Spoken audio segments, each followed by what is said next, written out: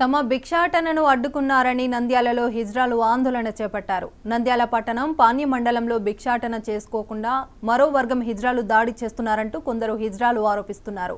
హాసిని, ఎలియానా, శ్రావణి, అను, వినిత ఒక వర్గంగా ఏర్పడి తమపై బెదిరింపులకు పాల్పడుతున్నారని మరికొంతమంది హిజ్రాలు పోలీసులకు ఫిర్యాదు చేశారు. తమకు రక్షణ కల్పించాలని, దాడికి దిగుతున్న వారిపై చర్యలు తీసుకోవాలని వారు పోలీసులకు ఫిర్యాదు చేశారు. ఊర్లు తిరుక్కుంటా ఆడ ఈడ ఉంటున్నాము. మాకైతే చాలా బాధగా ఉంది. మాకైతే నంద్యాలలో పానెంలో ఉండే హిజ్రాలతో మాకు ప్రాణహాని ఉంది. హసీనా, వినిత, శ్రావణి, ఇంకా నెల్లూరులో ఉండే ఆస్ని, ఆమెతో మాకు ప్రాణహాని ఉంది. మేము ఎక్కడ ఉండకూడదని ఆమె చాలా ఇబ్బంది పెడుతుంది. మమ్మల్ని ఎక్కడున్నా కానీ చంపేస్తామంటుంది అని కేసు వేసినాము. మేము కేసు పెట్టిన వారి పాణ్యానికి పంపిస్తున్నాం. ఆ సార్ వాళ్ళు మమ్మల్ని పట్టించుకోవట్లేదు.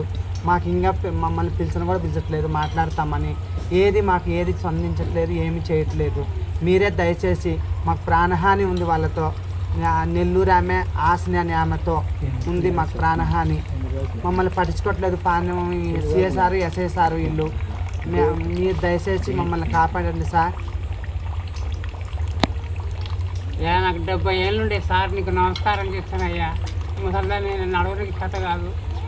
కాళ్ళు నడవనియవు, చేతులు నడవనియవు. నా పనులన్నీ కూడా కొట్టిన వాడు తిరుపతి ఆసిన వాడు నా పనులను కూడా కొట్టి ఆసినాని ఆయమ అందరూ కలిసి